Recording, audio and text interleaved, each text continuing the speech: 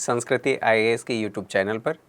तो चलिए क्लास की शुरुआत करते हैं। और आज की क्लास में जो हम लोगों ने राजकोषीय नीति से संबंधित प्रश्न देखे थे उसमें कुछ प्रश्न शेष रह गए थे, उन सभी प्रश्नों को आज के सेशन में देखेंगे। साथ ही साथ जो योजनाएं हैं, कार्यक्रम हैं और मिशन हैं, उन सब पर आज हम बात करने वाले हैं। तो चलिए क्लास की शुरुआत करते हैं। एक बार सभी बच्चे सेशन को शेयर कर दें, अपने दोस्त मित्र जो भी आपके सखा हैं उन तक पहुंचाने की कोशिश करिए ताकि वो भी लाभान्वित हो। सभी बच्चों को नमस्कार। तो आज के सेशन में जो उस दिन हम लोगों ने जहां तक किया था उसके आगे हम बात करने वाले हैं, अर्थात 8 क्वेश्चन तक हम लोगों ने देख लिया था। 9वां क्वेश्चन आज हमारे सामने है। ठीक है, तो ये क्या कह रहा है, राजकोषीय घाटा है, राजकोषीय नीति क्या है, इसके बारे में हम लोगों ने बात कर लिया था कि क्या कुछ इसमें बातें शामिल होती हैं, क्यों सरकार इसे जारी करती है। 2 बातें हम लोगों ने पहले ही कर लिया था कि जो मौद्रिक नीति है वो किसके द्वारा जारी किया जाता है, अर्थात आरबीआई, और उसमें मौद्रिक नीति समिति की भी बात होती है। तो मौद्रिक नीति समिति से संबंधित अभी प्रश्न नहीं पूछा है तो अभी हम उस पर नहीं जा रहे हैं। बहरहाल आज के सेशन में जो हम लोगों ने बात किया था पहले कि राजकोषीय नीति, तो राजकोषीय नीति, राजकोष, राजा का कोष हमने पहले बात किया था, कोष होता था और कोष में कैसे वृद्धि किया जाए या क्या कमी हो रही है, उन सब से संबंधित जो नीतियां होती थी उसे राजकोषीय नीति के संदर्भ में देखा जाता था। तो वो हमने बात किया था कि ये लिटरल मीनिंग है। फिर हम लोगों ने बात कर लिया था कि आधुनिक संदर्भ में जो सरकार है उस सरकार का एक कोष है। सरकार के कोष का मतलब मैं संचित निधि की बात कर रहा हूँ। संविधान के अनुच्छेद 266(1) के तहत जो प्रावधान है उसकी बात की जा रही है।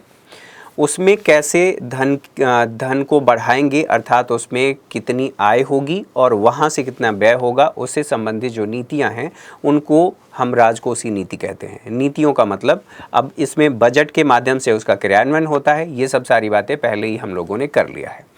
अब आपसे पूछा जा रहा है कि जो राजकोषीय घाटा है वो है कुल व्यय, कुल प्राप्तियाँ, राजस्व व्यय, राजस्व प्राप्तियाँ, माइनस की बात की जा रही है, माइनस राजस्व प्राप्तियाँ, पूंजीगत व्यय माइनस पूंजीगत प्राप्तियाँ, ऋण, और डी कह रहा है बजटीय घाटे का योग और सरकार का बाजार ऋण तथा दायित्व। दायित्व का मतलब यहाँ पर लायबिलिटी से है।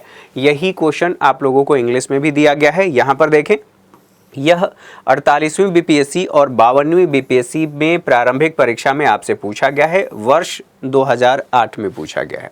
तो इससे संबंधित सभी बच्चों से मैं एक्टिवली पार्टिसिपेट करने की अपील करता हूं कि आप लोग एक्टिवली पार्टिसिपेट करें, अर्थात क्वेश्चन का जवाब भी देते रहें।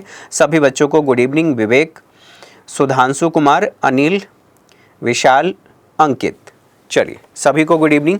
सभी एक बार कमेंट करके बताएं इसमें सही कौन सा है। यहाँ पर देखें, सही आपका डी होगा, बजटीय घाटे का योग और सरकार का बाजार ऋण तथा दायित्व। इसको कैसे आप देखेंगे, राजकोषीय घाटा इक्वल टू जो राजस्व प्राप्तियां हैं या प्राप्त सरकार को जो हुई है, प्लस आप ऋण से जो प्राप्तियां हैं उनको आप शामिल करेंगे, प्लस कुछ अन्य जो व्यय होते हैं उनको शामिल करते हैं।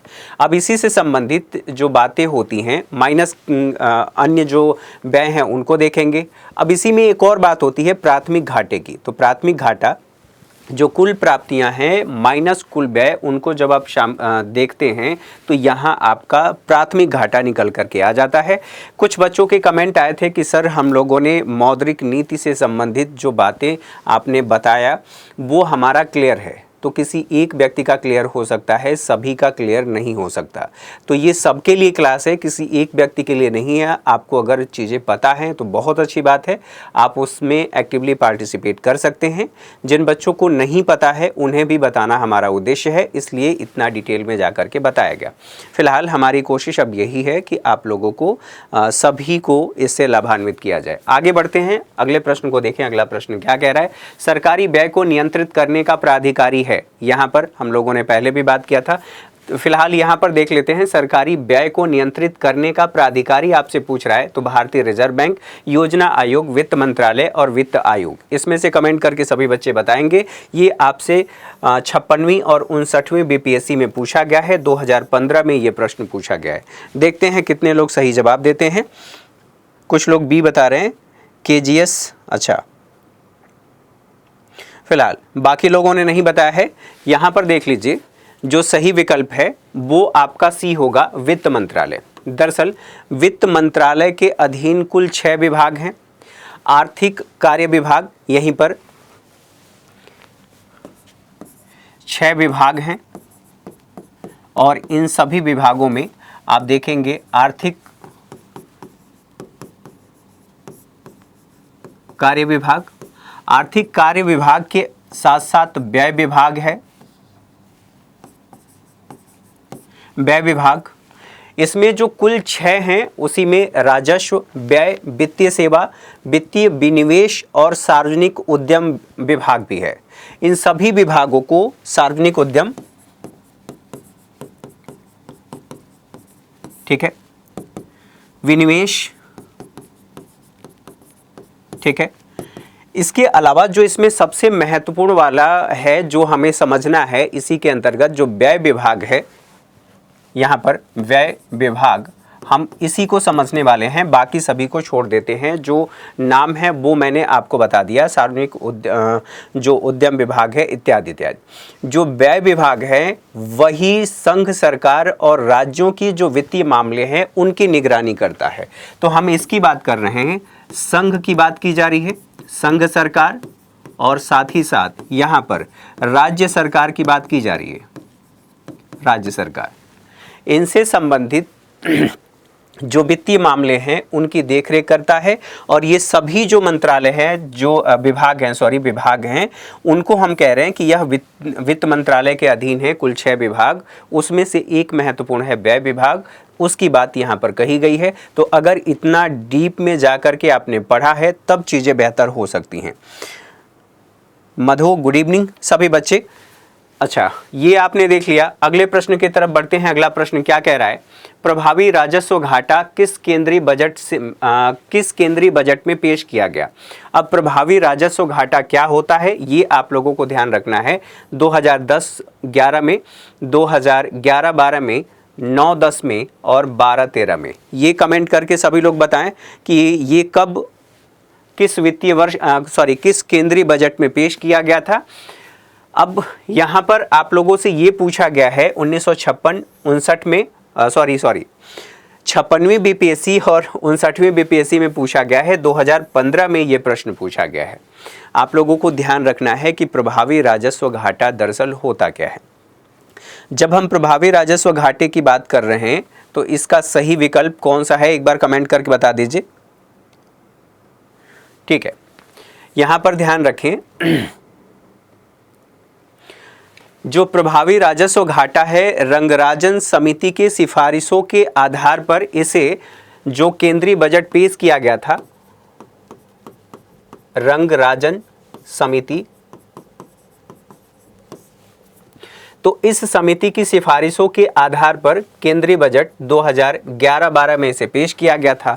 महत्वपूर्ण बात यह है कि प्रभावी जो राजस्व घाटा होता है ये दरअसल होता क्या है।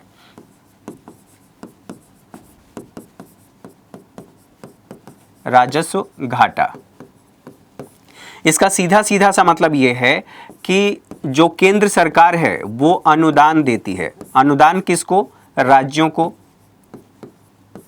राज्यों को दिया जाता है। ये जो अनुदान राज्यों को दिया जाता है योजनागत, जो आप कह सकते हैं पूंजीगत विकास के लिए, अवसंरचना निर्माण के लिए। तो अवसंरचना निर्माण के लिए जो अनुदान दिया गया है, अनुदान, यहाँ पर दान की बात की जा रही है। तो जो सहायता सरकार के द्वारा, केंद्र सरकार के द्वारा दी गई है और उसको जब हम घाटे में शामिल करते हैं, देखते हैं, तो उसको ये कहा जाता है कि जो प्रभावी, अर्थात जो योजनागत जो अवसंरचना विकास हुआ है उस विकास से लंबी अवधि में सरकार को लाभ होनी है, राज्य सरकार को लाभ होनी है, इसीलिए उसे कहा जा रहा है कि यह प्रभावी राजस्व घाटा है। तो जो प्रभावी राजस्व घाटा है उसको राजस्व घाटे में से जो पूंजीगत परिसंपत्तियों के निर्माण के लिए जो अनुदान दिया गया है उसको माइनस करने के बाद ये आ जाता है। दोबारा से जो प्रभावी राजस्व घाटा है, प्रभावी राजस्व घाटा इक्वल टू राजस्व घाटा, और उसमें से माइनस हम कर देंगे जो परिसंपत्तियों के निर्माण के लिए केंद्र ने राज्यों को दिया है उसको, तब हमारा प्रभावी राजस्व घाटा निकल जाएगा। अब राज्यों ने क्या किया है कि अपने यहाँ परिसंपत्तियों का निर्माण किया है, और परिसंपत्तियों का निर्माण जैसे मान लीजिए कि ब्रिज का निर्माण किया गया या सड़क का निर्माण किया गया, तो उससे लाभ होगा, लंबे अवधि में लाभ होगा। तो इसको कहा जा रहा है कि इसलिए इसको कहा जा रहा है कि ये प्रभाव बाद में उत्पन्न करेंगे, इसलिए इसे प्रभावी राजस्व घाटा कहा जा रहा है। ठीक है, अनिल कुमार का कहना है कि सी सही है। गुड इवनिंग सभी को, गुड इवनिंग। चलिए आगे बढ़ते हैं, अगले प्रश्न को देखें। यहाँ पर आप सही कर लेंगे, 2011-12 का जो केंद्रीय बजट था उसी में इसे पेश किया गया था। ब्याज भुगतान एक आइटम है। अब आपसे पूछा जा रहा है ब्याज भुगतान राजस्व व्यय का, पूंजीगत व्यय का, योजनागत व्यय का, उपर्युक्त में से कोई नहीं। ये आपसे पूछा गया है जो 56वीं और 59वीं बीपीएससी है 2015, इसी में ये पूछा गया है। तो ध्यान रहे, जल्दी से कमेंट करके बताएंगे सभी बच्चे। यहाँ पर देखिए जो आपसे 12 नंबर पूछा गया है, ब्याज भुगतान एक आइटम है, क्या राजस्व व्यय का है, पूंजीगत व्यय क्या है, योजनागत व्यय क्या है। दीपक का कहना है कि बी सही है। ठीक है, चलिए ब्याज का भुगतान, सरकार जो ऋण लेती है उस पर ब्याज का भुगतान भी करती है। तो ब्याज के भुगतान की जब बात आएगी तो राजस्व व्यय में इसे शामिल किया जाता है। आपका सही विकल्प ए होगा। आगे बढ़ते हैं, अगले प्रश्न को देख लेते हैं।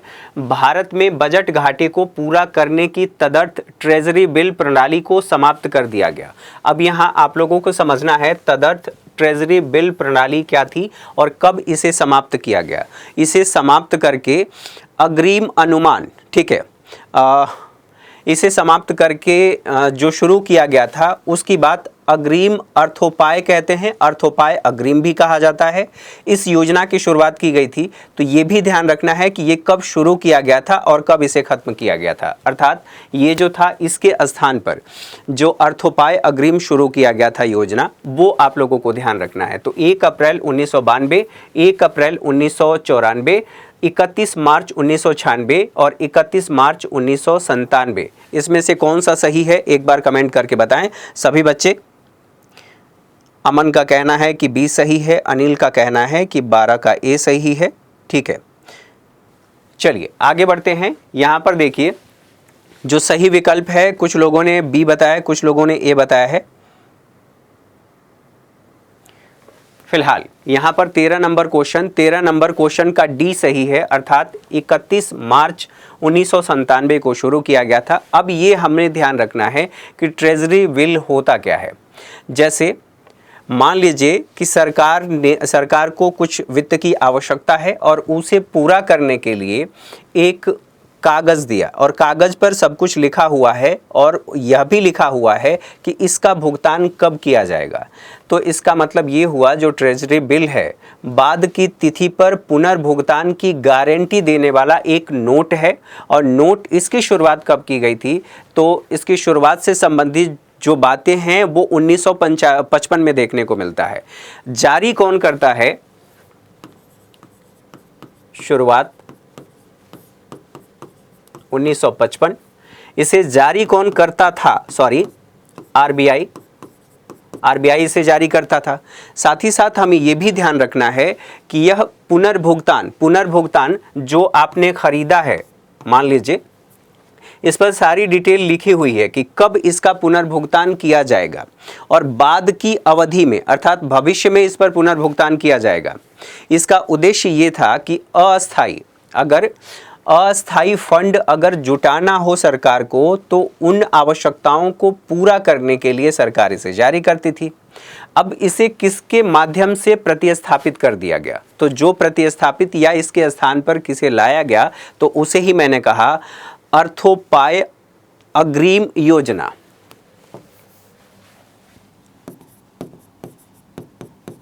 अर्थोपाय अग्रिम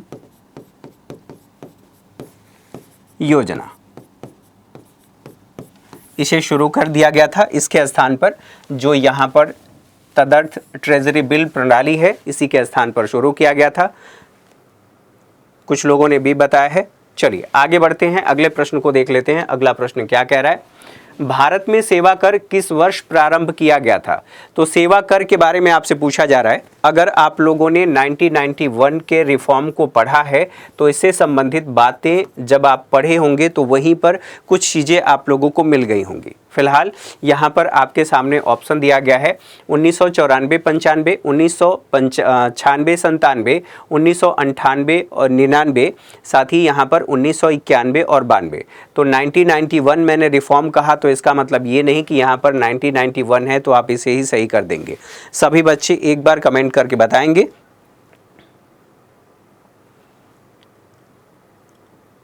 ठीक है, देखिए यहां पर ध्यान ये रखना है कि इसे जो शुरू किया गया था, यहां पर सेवा कर किस वर्ष प्रारंभ किया गया था? तो 1994 95। सरकार को ये लगा कि वस्तुओं पर तो हम कर लगाते ही हैं, सेवाओं पर भी कर लगाना शुरू करते हैं। तो सेवा जैसे मान लीजिए कि आप किसी होटल में काम करते हैं तो जो वहाँ पर सेवाएं दी जा रही, अगर होटल की बात किया जाए, बैंकिंग व्यवस्था की बात किया जाए, वकील आप जाते हैं वो आपको सेवा देते हैं। जितने भी इस तरह के कार्य हैं, ढाबा, होटल इत्यादि, ये आपको सेवा देते हैं। तो सेवा देते हैं तो सेवा पर कुछ कर लगता है, उसे सेवा कर कहा जाता है। अब ये जो टैक्स लगता है ये लगाया तो उस व्यक्ति पर जाता है, अर्थात जो वहाँ पर आप होटल देख रहे हैं या जो कोई भी सेवा दे रहा है, पर्यटन से संबंधित सेवा दे रहा है, लगाया तो उस पर जाता है, लेकिन भुगतान जिस व्यक्ति को सेवा दिया गया है उससे करवा लिया जाता है। बहरहाल यहाँ पर समझने वाली बात ये है कि कर प्रणाली सुधार एजेंडा आया था और वो एजेंडा राजा चलैया समिति की सिफारिशों के आधार पर इसे लागू किया गया था।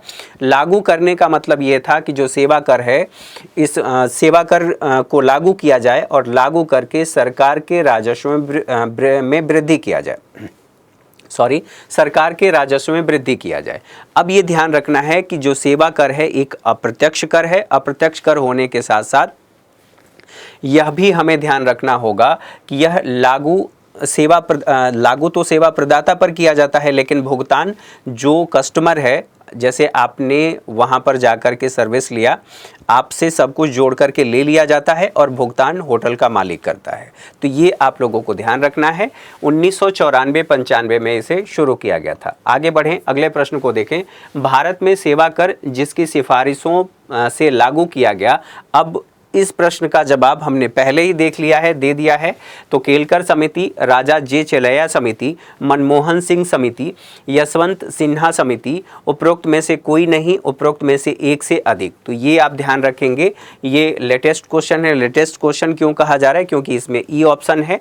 यह 60वीं और 62वीं बीपीएससी में वर्ष 2017 में आपसे पूछा गया था। तो यहाँ पर ये ऑप्शन आ चुका था, ई ऑप्शन अर्थात 5वां ऑप्शन आ चुका था। यहाँ पर बताएं कमेंट करके, सब कुछ ये बता दिया गया है तो इसमें गलती नहीं होनी चाहिए।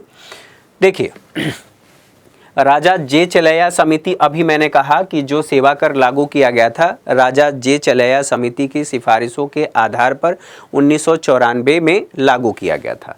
तो आपका सही विकल्प बी होगा। आगे बढ़ते हैं, अगले प्रश्न को देख लें। निम्न में से कौन सा कर केंद्र सरकार द्वारा लगाया जाता है पर राज्यों द्वारा एकत्रित एवं आवंटित किया जाता है?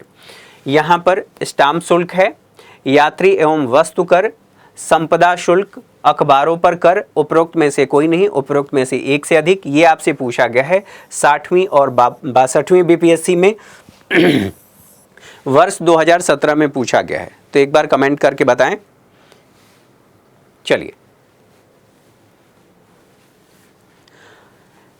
इसमें से जब भी आप किसी अपने दोस्त से कोई ऐसा वादा लेना चाहते हैं और आपको लगता है कि दोस्त पर कोई किसी बात को लेकर के संदेह हो रहा है कि वो अपने वादे को पूरा करेगा या नहीं करेगा, तो आप ये कहते हैं कि स्टाम्प पेपर पर लिख के दे दूं, या आप जो व्यक्ति कहता है वो कहता है कि ये बात आप स्टाम्प पेपर पर लिख करके दे दो। तो जब स्टाम्प पेपर ख़रीदा जाता है तो इस पर कुछ शुल्क लगता है, ठीक है, उसी को कहा जा रहा है कि यहाँ पर केंद्र सरकार द्वारा लगाया जाता है स्टाम्प शुल्क, पर राज्यों द्वारा एकत्रित एवं आवंटित किया जाता है। ये कौन सा शुल्क है? स्टाम्प शुल्क है। तो स्टाम्प पेपर सरकारी कार्यों में प्रयोग किया जाता है, किसी बात को प्रमाणित करने के लिए या पुख्ता प्रमाण के लिए इसका प्रयोग किया जाता है। तो स्टाम्प शुल्क की बात की जा रही है। स्टाम्प शुल्क ये केंद्र सरकार द्वारा लगाया जाता है, राज्यों द्वारा एकत्र किया जाता है, आवंटित किया जाता है। चलिए आगे बढ़ें। अब यहाँ जो योजनाओं से संबंधित प्रश्न है, देखिए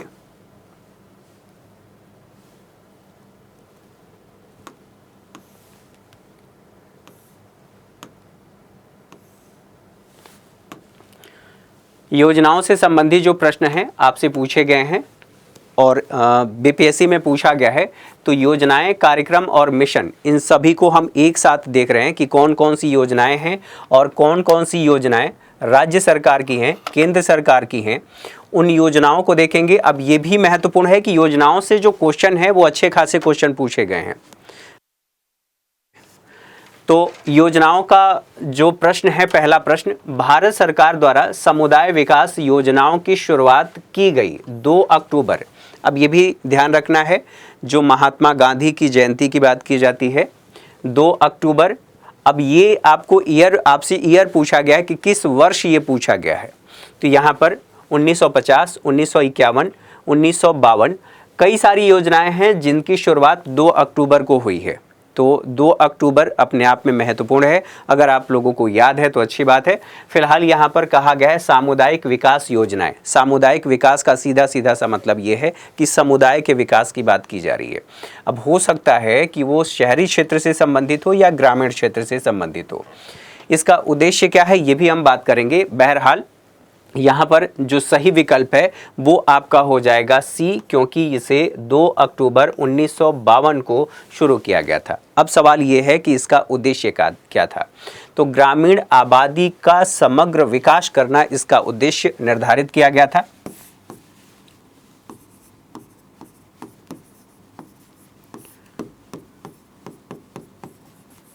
ग्रामीण आबादी का इनका समग्र विकास करना था। न केवल समग्र विकास था बल्कि इसके प्रकार की भी बात होगी कि कितने प्रकार की, कौन कौन सी बातें इसमें शामिल थी। तो इसी के अंतर्गत प्रकार की बात की जाएगी। तो कृषि विकास की बात होगी। तो क्या केवल कृषि विकास था? केवल कृषि विकास नहीं था, संचार प्रणाली में सुधार करना। कहां पर? ग्रामीण क्षेत्र में संचार प्रणाली। संचार प्रणाली के साथ साथ महत्वपूर्ण बात यह भी था कि ग्रामीण स्वच्छता को सुनिश्चित करना, इसके अलावा स्वच्छता और शिक्षा को भी बढ़ावा देना इसमें शामिल था। स्वच्छता, शिक्षा आदि इसमें शामिल था। अब इसी से संबंधित ये लागू कब हुआ था? लागू किया गया था जो पहली पंचवर्षीय योजना थी, फर्स्ट 5 ईयर प्लान, जो वर्ष 1951 से 56 तक के लिए शुरू किया गया था। इसी पहली पंचवर्षीय योजना में इसे लागू किया गया था। अब ये भी आपसे पूछ सकता है कि जो ये योजना है ये कब समाप्त कर दिया गया और कब तक के लिए लागू किया गया। तो ये वर्ष 1964 तक के लिए, 1964 तक के लिए इसे लागू किया गया था। तो ये भी ध्यान रखेंगे। एक महत्वपूर्ण बात यह भी है कि उस समय जब इसे लागू किया गया था, सरकार की सबसे बड़ी पुनर्निर्माण योजना भी इसे कहा जाता है, क्योंकि ग्रामीण आबादी के समग्र विकास से, यहाँ पर एक शब्द मैंने बोला और यहाँ पर कहा भी गया है, समग्र विकास से संबंधित है। इसीलिए उस समय की जब ये शुरू किया गया था पहली पंचवर्षीय योजना में, उस समय की बात की जा रही है। समग्र विकास से संबंधित और पुनर्निर्माण से संबंधित थी, क्योंकि ग्रामीण क्षेत्र के समग्र विकास से संबंधित ये योजना थी। आगे बढ़ते हैं, अगले प्रश्न को देखते हैं। IRDP का मुख्य उद्देश्य है, ठीक है, निर्यात संवर्धन, कुशल राजकोषीय प्रबंधन, बैंकिंग सुधार, ग्रामीण विकास व निर्धनता निवारण। अब ये 45वें बीपीएससी में आपसे पूछा गया है, वर्ष 2002 में पूछा गया है। सभी बच्चे कमेंट करके बताएंगे यहाँ पर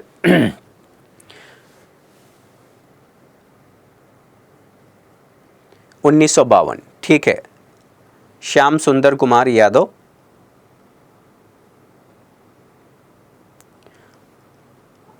ठीक है। देखिए अगले प्रश्न को देख लेते हैं। अगला प्रश्न दूसरा है, आईआरडीपी के बारे में आपसे पूछा गया है, ठीक है। कितने लोग सही बता रहे हैं एक बार देख लेते हैं।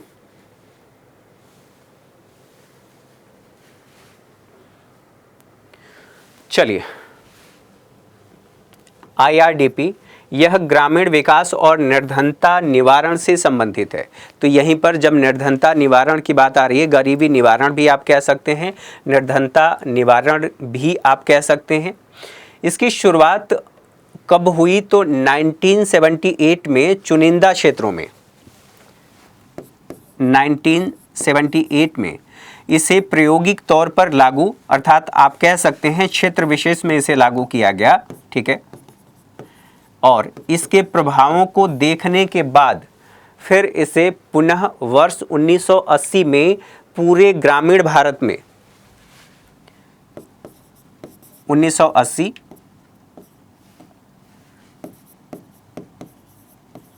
संपूर्ण ग्रामीण भारत में लागू कर दिया गया। तो एक तो ये महत्वपूर्ण बात ये है, ये बात हमने समझ लिया। अब ये भी जानना ज़रूरी है कि इसका उद्देश्य क्या था। तो जो लक्षित, अर्थात इसके लिए इस योजना के जो लाभार्थी थे, चुनिंदा व्यक्ति थे। चुनिंदा व्यक्ति का मतलब उनके लिए कुछ क्राइटेरिया निर्धारित किया गया था कि लक्षित ग्रामीण परिवारों को ही इसमें शामिल किया जाएगा और उनके आय को बढ़ाया जाएगा। न केवल आय को बढ़ाना बल्कि उन्हें सक्षम बनाने की भी बात इस योजना में कही गई थी कि उन्हें सक्षम बनाया जाएगा। सक्षम बना करके और फिर उनके माध्यम से गरीबी निवारण की बात की गई थी। ये योजना के बारे में, अर्थात स्वरूप के बारे में आपसे पूछा जा सकता है कि इसका स्वरूप क्या था। तो यह एक केंद्र प्रायोजित योजना थी। इसमें केंद्र और राज्य की बात होगी तो 50 और 50% की भागीदारी थी। आप इसे ऐसे भी कर सकते हैं, 50-50 का योगदान था। साथ ही जो लक्षित समूह था वो कौन थे? तो जो छोटे और सीमांत किसान थे उनको टारगेट किया गया था। जो खेतीहर मजदूर थे, जो कृषि कार्य, आप ऐसे कह सकते हैं कृषक मजदूर, उनको भी इसमें शामिल किया गया था। जो छोटे छोटे कारीगर होते हैं उनको शामिल किया गया था। स्वरोजगार को बढ़ाने के लिए ये कहा गया था कि इस परियोजना लागत का, अगर स्वरोजगार किया जाता है तो परियोजना लागत का 25% सब्सिडी के रूप में दिया जाएगा। लेकिन ये 25% जो देने की बात कही गई थी, उस 25% के लिए निर्धारित किया गया था कि यह छोटे किसानों को ही दिया जाएगा। और इसके बाद ये कहा गया जो कृषि मजदूर हैं और जो सीमांत किसान हैं, उन कृषि मजदूर और सीमांत किसानों के लिए जो लागत है उसका 33.3% दिया जाएगा। तो इससे संबंधित बातों को हम लोगों ने देख लिया। आगे बढ़ते हैं, अगले प्रश्न को देख लेते हैं। अगला प्रश्न क्या कह रहा है? प्रधानमंत्री ग्रामोदय योजना का कौन अवयव है? अर्थात कंपोनेंट की बात कर रहा है कि कंपोनेंट नहीं है, आपसे नहीं पूछा गया है।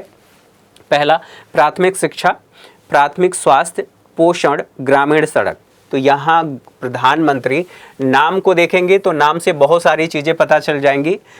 प्रधानमंत्री ग्रामोदय योजना, ग्राम के उदय करने की बात की जा रही है।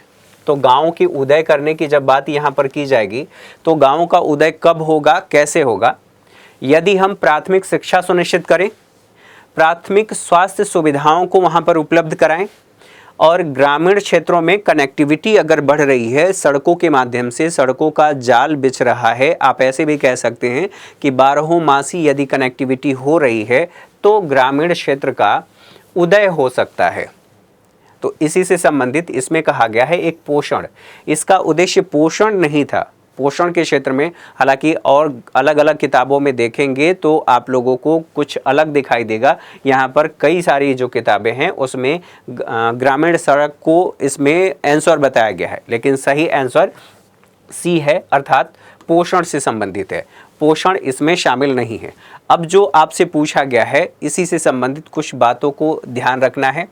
जो इसके अवयव हैं, शिक्षा, स्वास्थ्य और पेयजल को भी सुनिश्चित करना, आवास भी इसमें शामिल है। तो 2-3 चीज़ें, पेयजल को भी शामिल कर लेंगे और आवास को भी शामिल कर लेंगे। ठीक है, यहाँ पर पोषण जो कहा गया है वो इसमें शामिल नहीं है, इसे आप लोग याद रखेंगे। आगे बढ़ते हैं, अगले प्रश्न को देख लें। अगला प्रश्न क्या कह रहा है? इंद्रधनुषीय क्रांति का संबंध है। यहाँ पर एक महत्वपूर्ण बात यह भी है कि इंद्रधनुषीय क्रांति, तो मिशन इंद्रधनुष भी है, इंद्रधनुष मिशन, ये एनपीए से संबंधित है। एनपीए नॉन परफॉर्मिंग एसेट से संबंधित है। ये क्रांति की बात कर रहा है। तो क्रांति शब्द, क्रांति का मतलब क्या होता है? क्रांति का मतलब किसी व्यवस्था में आमूलचूल परिवर्तन।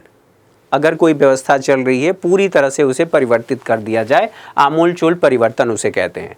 तो ये जो इंद्रधनुषीय क्रांति है, यह हरित क्रांति, श्वेत क्रांति, नीली क्रांति और इन सब का सम्मिलित रूप था। इसीलिए आपका जो सही विकल्प होगा वो उपरोक्त सभी होगा, अर्थात डी होगा। ये आपसे क्वेश्चन पूछा गया है 48वीं और 52वीं बीपीएससी वर्ष 2008 में। ठीक है, तो कितने बच्चे सही जवाब दे रहे हैं? सभी आंसर होगा श्याम सुंदर। ठीक है, चलिए, तो यहाँ आपका सभी होगा। वर्ष 2000 में हाँ एक कृषि नीति लाई गई थी। कृषि का समग्र विकास करना उसका उद्देश्य था। और जब कृषि के समग्र विकास के उद्देश्य की बात की जाती है तो उसके लिए जो इंद्रधनुषीय क्रांति है इसके माध्यम से प्राप्त करने की बात कही गई थी, जो ये कृषि नीति लाई गई थी वर्ष 2000 में लाई गई थी। ये भी ध्यान रखेंगे। कुछ और प्रश्न यहाँ पर देख लें। चल योजना के बारे में निम्नलिखित पर विचार कीजिए। पहला, चालू वर्ष के लिए एक योजना जिसमें वार्षिक बजट शामिल होता है। दूसरा कह रहा है एक योजना जो 3, 4 या 5 वर्षों के लिए निर्धारित होती है। तीसरा कह रहा है यह अर्थव्यवस्था की आवश्यकता अनुसार प्रतिवर्ष संशोधित होती है। और चौथा कह रहा है कि 10, 15 अथवा 20 वर्षों के लिए सापेक्ष योजना। अब आपसे जो पूछा गया है उपयुक्त में से कौन से सही हैं? यहाँ पर सही आपसे पूछा गया है। नीचे वाले ऑप्शन नहीं दिख रहे हैं तो नीचे वाले ऑप्शन यहाँ पर देख लीजिए। चलिए, अब बताइए कि चल योजना के बारे में निम्नलिखित कथनों पर विचार कीजिए। सभी कथन आपके सामने हैं। ये जो पूछा गया है 53वीं और 55वीं बीपीएससी में पूछा गया है, वर्ष 2011 में आपसे पूछा गया है। सभी लोग कमेंट करके बताएंगे, जल्दी कमेंट करके बताएंगे। हाँ, इसमें इसके अलावा भी और बातें शामिल थी। ठीक है, इंद्रधनुषी की बात की जा रही है।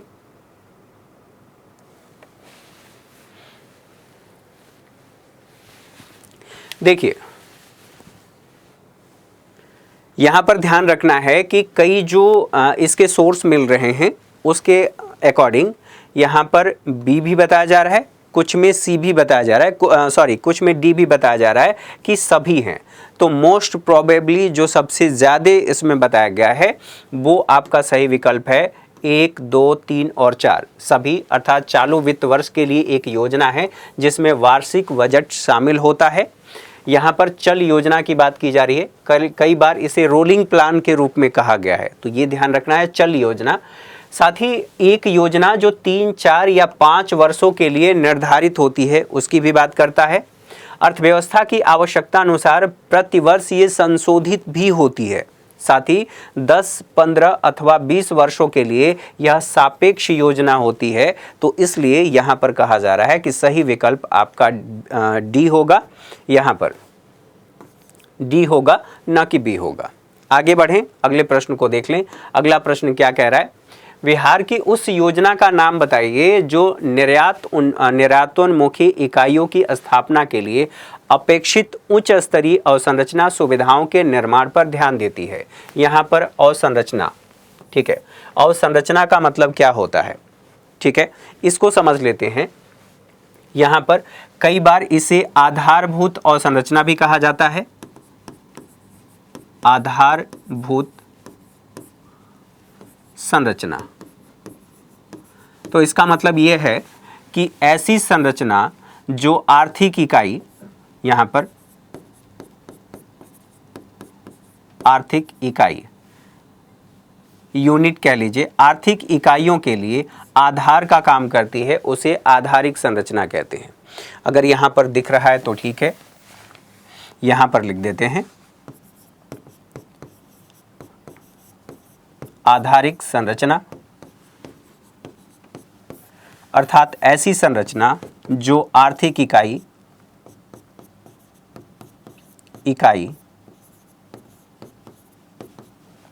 के लिए आधार का काम करती है, उसे आधारभूत अवसंरचना कहते हैं। ठीक, अब इसको और डिटेल में पढ़ने के लिए हम बाद में बात करेंगे। बहरहाल यहाँ पर अवसंरचनात्मक सुविधाओं के निर्माण पर ध्यान देती है। यहाँ पर कहा गया है integrated promotion infrastructure development, B कह रहा है एक्सपोर्ट प्रमोशन इंडस्ट्रियल पार्क, और सी कह रहा है concept of build operate transfer. ये जो कह रहा है बीओटी के बारे में कह रहा है। बीओटी दरअसल सड़कों से संबंधित है, सड़कों के निर्माण और संरचना निर्माण से संबंधित है। तो आप लोग इसमें कंफ्यूज मत होइएगा, क्योंकि ये कंफ्यूज करने के लिए ये भी बताया जाता है और संरचना निर्माण से ही संबंधित है।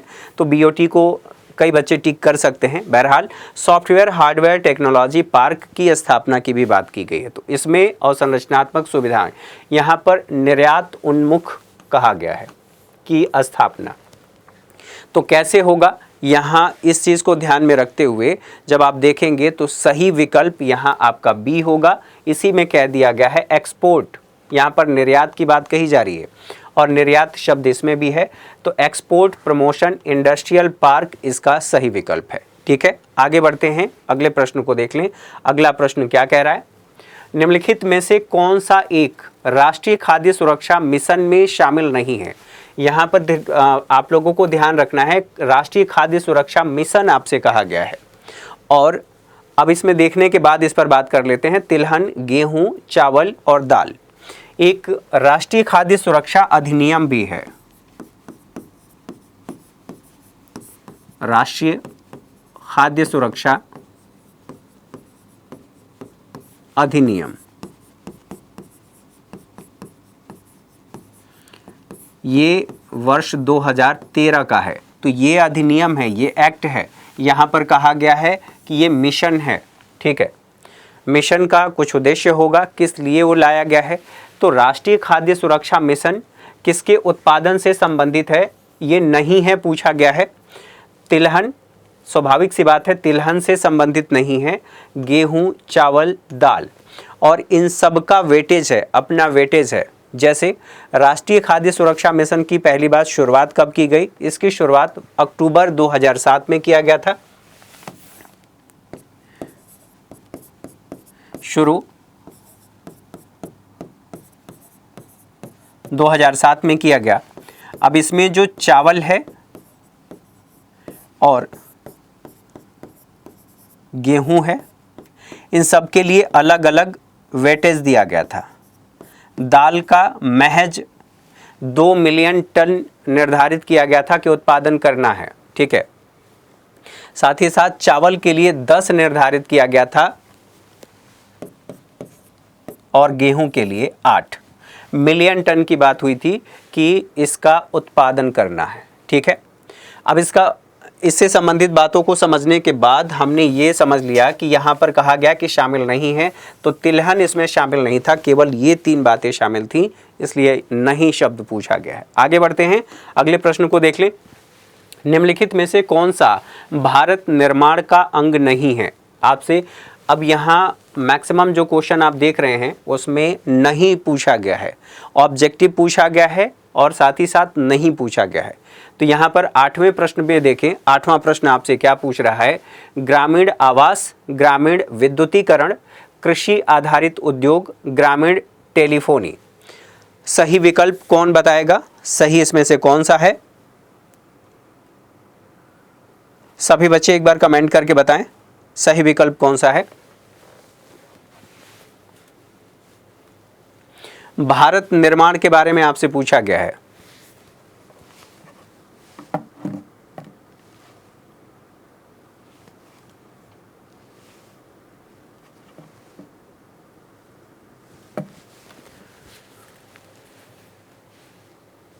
देखिए,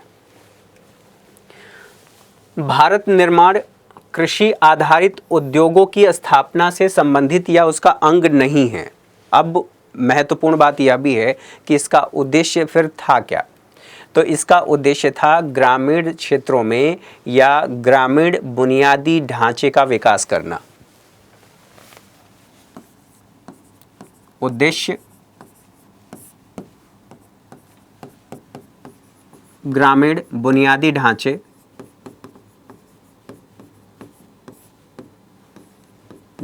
का विकास करना।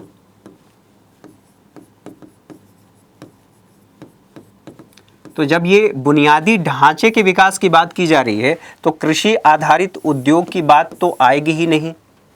तो यहीं से चीज़ें क्लियर हो जाएंगी कि इसमें वो बातें शामिल नहीं हैं जो हम अमूमन सोच लेते हैं या कई बार एक्स्ट्रा कॉन्शियस हो जाते हैं या दिमाग लगा देते हैं तो वो गलती हो जाती है। तो ये आप लोगों को ध्यान रखना है।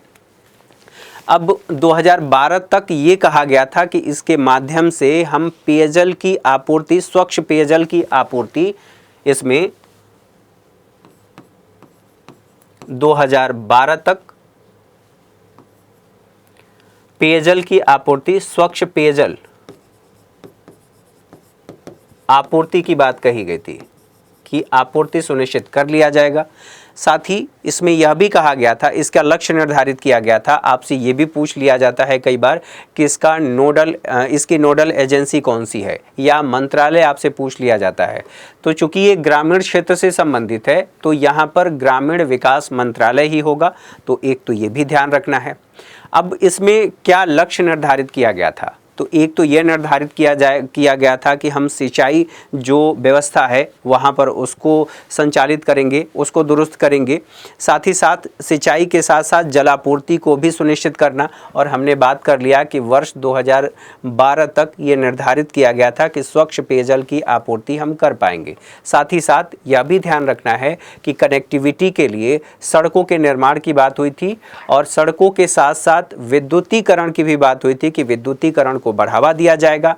आवास की भी बात हुई थी कि आवास भी हम सुनिश्चित करेंगे और ग्रामीण क्षेत्र में संचार व्यवस्था को भी सुनिश्चित करने का काम इसमें शामिल था। तो यहाँ पर उद्योगों की बात जो की गई है, उद्योगों की व्यवस्था इसमें शामिल नहीं थी। ग्रामीण आवास, ग्रामीण विद्युतीकरण, ये भी बातें शामिल हैं, और जब संचार की बात आ रही है तो यहाँ पर टेलीफोनी भी शामिल है। यहाँ पर आपसे नहीं पूछा गया है तो नहीं, यहाँ पर उद्योगों की बात हो गई।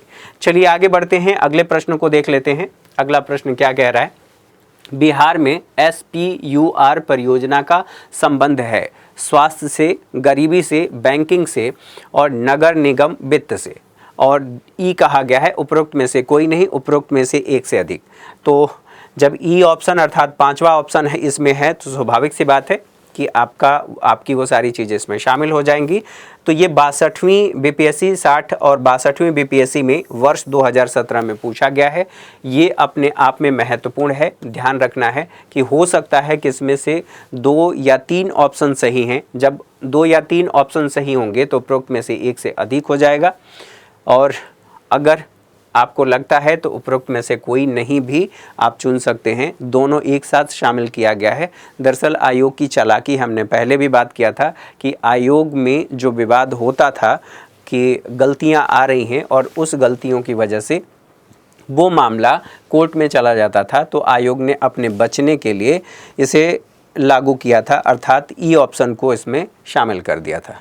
आगे बढ़ते हैं, देख लेते हैं इसमें कौन सा सही है? स्वास्थ्य से, गरीबी से, STUR के बारे में पूछा गया है, बैंकिंग से, नगर निगम वित्त से। तो सही विकल्प आपका है नगर निगम वित्त से ये संबंधित था। अब नगर निगम जो शहरी सुधार के लिए सहायता की बात की गई थी कि सहायता कार्यक्रम है ये, इसका पूरा नाम। इसकी अवधि जो थी वर्ष 2008 से लेकर के 14 तक के लिए, 8 से 14 तक के लिए निर्धारित किया गया था। न केवल ये निर्धारित किया गया था बल्कि इसमें यह भी कहा गया था इसका उद्देश्य क्या है, तो निजी निवेश हेतु निजी निवेश को बढ़ावा देना। अब कहाँ पर? तो शहरी स्थानीय निकायों की बात की गई थी और यही तो बात किया जा रहा है, नगर वित्त, ठीक है, नगर निगम वित्त। साथ ही इसके माध्यम से ये कहा गया था कि हम गरीबी निवारण के उपाय करेंगे। तो आपने ये समझ लिया कि इसमें कौन कौन सी बातें शामिल हैं। तो आपका सही विकल्प कौन सा होगा? सही विकल्प आपका डी होगा।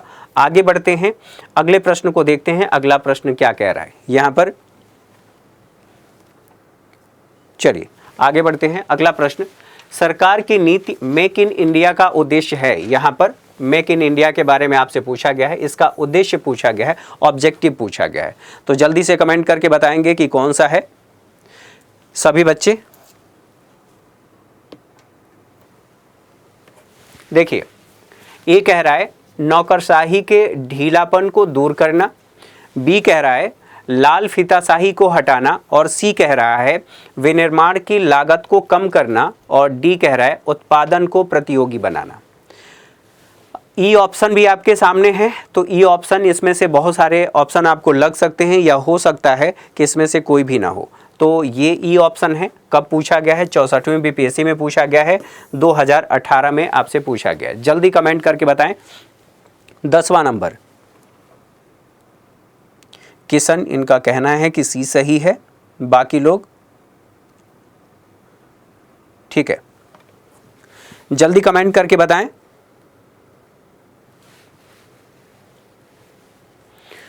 मेक इन इंडिया की बात करें तो इसे वर्ष 2014 में शुरू किया गया था।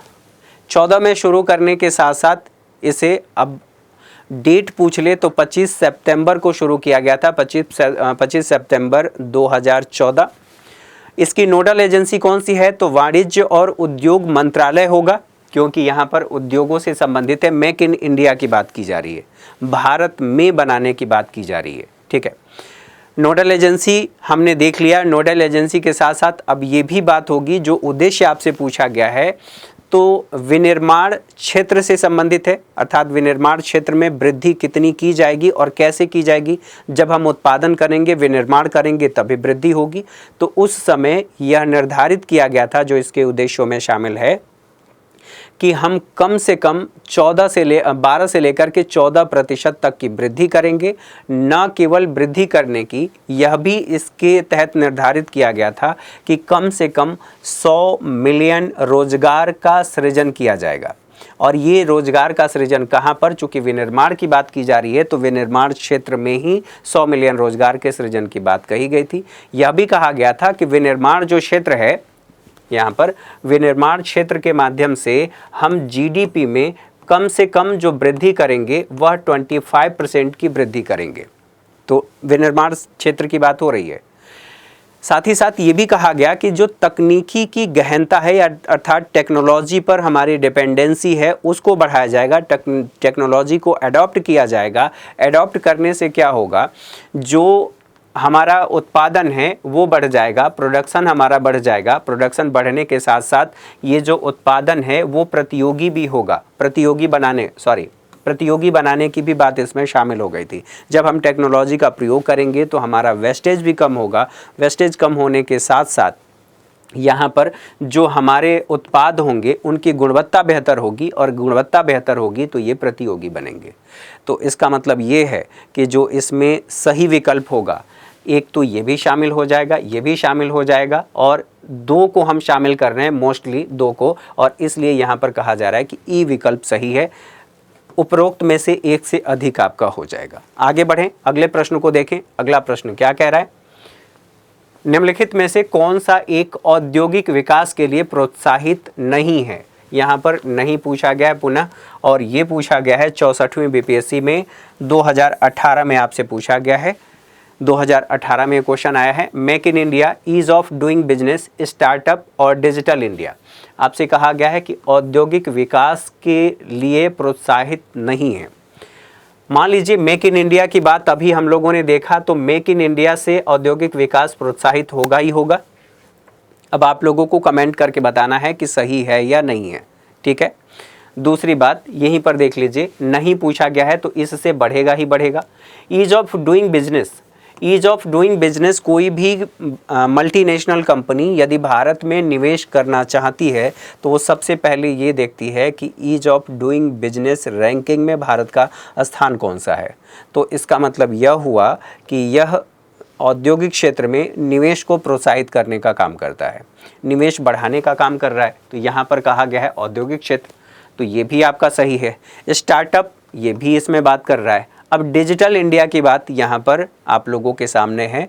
तो डिजिटल इंडिया, इसकी शुरुआत 1 जुलाई 2015 में की गई थी और इसका उद्देश्य यह था कि देश को ज्ञान आधारित बनाना, ज्ञान आधारित अर्थव्यवस्था में आप ऐसे भी कह सकते हैं तब्दील करना। तो ज्ञान आधारित बनाना, इसके लिए ये कब के लिए तैयार करना, तो भविष्य के लिए तैयार करना। और साथ ही साथ यह भी कहा गया था कि जो प्रशासन है उन प्रशासन की सेवाओं की दक्षता में सुधार करना, डिजिटल प्रयोग के माध्यम से, टेक्नोलॉजी के प्रयोग के माध्यम से।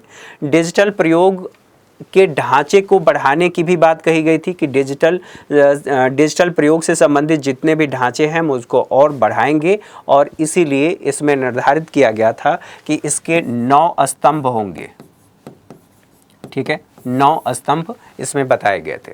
तो ये इसके हिसाब से आपका डी ऑप्शन यहाँ पर शामिल नहीं है, अर्थात इसमें औद्योगिक विकास में शामिल नहीं है। अब इसको जोड़ करके देखेंगे कि जैसे डिजिटलाइजेशन बढ़ेगा उससे उद्योगों का विकास होगा, तो उस तरह से नहीं, जो इसमें शामिल है उसको हम देख रहे हैं। तो डायरेक्टली जो कोरिलेट कर रहा है वो ये 3 पॉइंट हैं, बाकी ये इसमें शामिल नहीं है।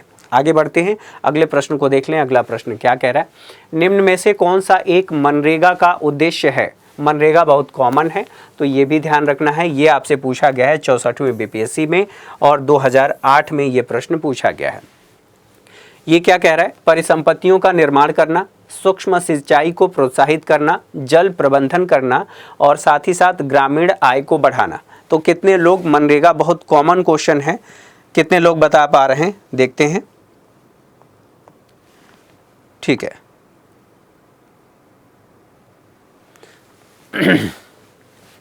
देखिए मनरेगा को, हालांकि आप जो नरसिम्हा राव सरकार है सबसे पहले उनके द्वारा प्रपोज किया गया था 1991 में, राव आप कह सकते हैं संक्षेप में, राव के द्वारा, पीवी नरसिम्हा राव के द्वारा।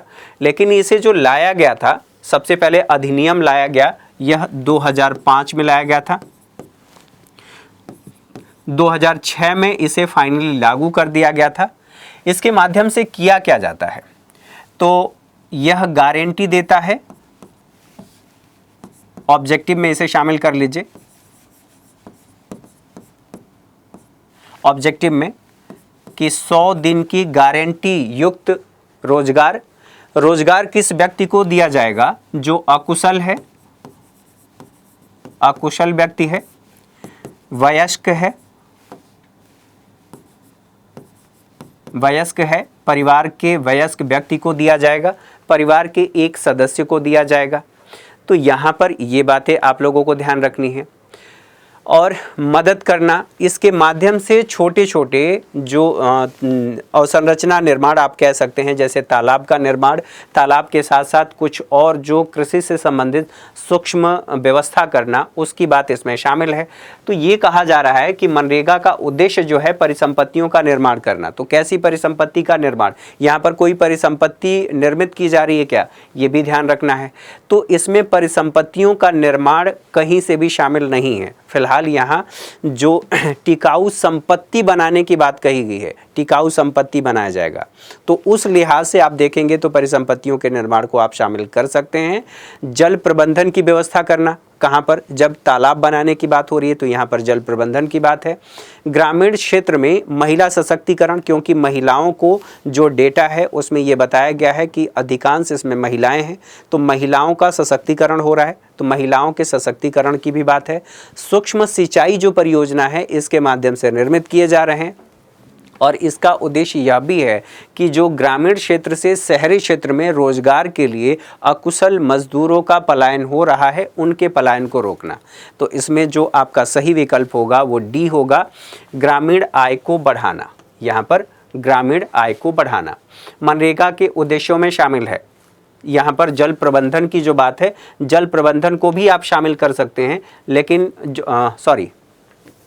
ई विकल्प होगा यहाँ पर, सूक्ष्म सिंचाई को प्रोत्साहित करना, जल प्रबंधन, ग्रामीण आय को बढ़ाना। तो आप इसको देखेंगे, ई आपका उपरोक्त में से एक से अधिक इसमें शामिल हो जाएगा। चलिए आगे बढ़ते हैं, अगले प्रश्न को देख लेते हैं। अगला प्रश्न क्या कह रहा है? अगला प्रश्न, अंत्योदय कार्यक्रम सर्वप्रथम किस राज्य में शुरू किया गया था? अंत्योदय कार्यक्रम के बारे में आपसे पूछा जा रहा है। तो यहाँ बिहार की बात है, बिहार, तमिलनाडु, आंध्र प्रदेश और राजस्थान। यहाँ पर कहा गया है उपरोक्त में से कोई नहीं, उपरोक्त में से एक से अधिक। तो 65वीं बीपीएससी में 2019 में आपसे पूछा गया है, अंत्योदय कार्यक्रम सर्वप्रथम किस राज्य में शुरू किया गया था? सभी बच्चे एक बार कमेंट करके बताएंगे।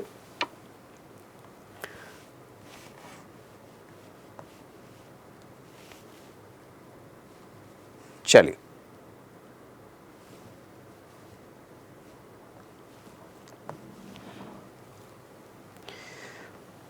पिंकी ने डी बताया है और कमलेश प्रसाद ने ई बताया है। ठीक है, जो अंत्योदय कार्यक्रम है वो राजस्थान में सबसे पहले राजस्थान में लागू किया गया था।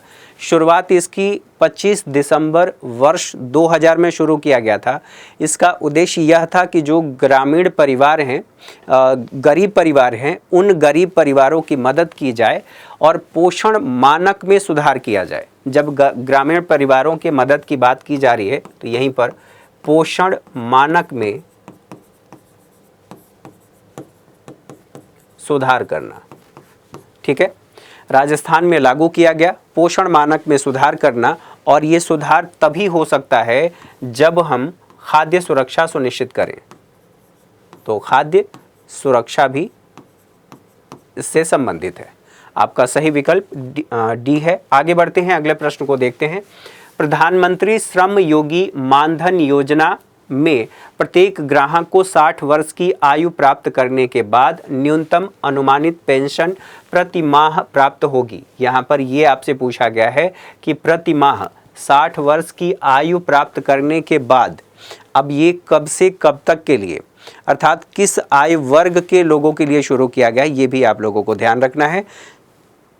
चलिए देखिए, 18 से लेकर के 40, और ये कहा गया था जब इसमें आप योगदान देंगे तो 60 वर्ष के जब आप हो जाएंगे तो उसमें फिर आपको 3000 रुपये पेंशन के रूप में दिया जाएगा।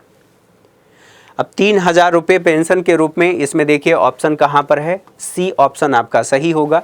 जैसे जैसे हमारी आबादी, आज के संदर्भ में ये कहा जा रहा है कि भारत विश्व का सबसे युवा देश है, युवा देश होने के बाद ये बूढ़ा भी होगा, और जैसे ही बूढ़ी आबादी हमारी होगी, जैसे कि जापान में देखा जा रहा है, समस्याएं बढ़ेंगी। तो समस्याएं बढ़ेंगी और सामाजिक सुरक्षा सबको उपलब्ध नहीं हो पा रही है, सबको गवर्नमेंट सेक्टर में जॉब मिल नहीं सकता। ऐसी स्थिति में सरकार ने ये सोच करके भविष्य के लिए कि धीरे धीरे आबादी को कुछ बचत के लिए और उनके लिए एक पेंशन योजना लाई जाए, और इसी बात को ध्यान में रख करके ये लाया गया था प्रधानमंत्री श्रम योगी मानधन योजना, और ये 60 वर्ष की आयु पूरा होने के बाद 3000 रुपये देने का वादा करता है।